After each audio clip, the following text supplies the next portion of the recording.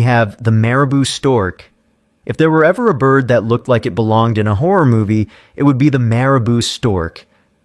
This towering scavenger from Africa is known for its bald, wrinkled head, massive wingspan, and a large throat pouch that looks straight out of a prehistoric nightmare. Often seen alongside vultures, it feeds on carcasses, trash, and even small animals. Its eerie, hunched posture and slow, deliberate movements make it look almost like a vulture.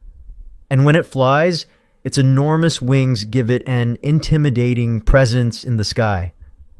Despite its unsettling appearance, the Marabou stork plays a crucial role in the ecosystem, acting as nature's cleanup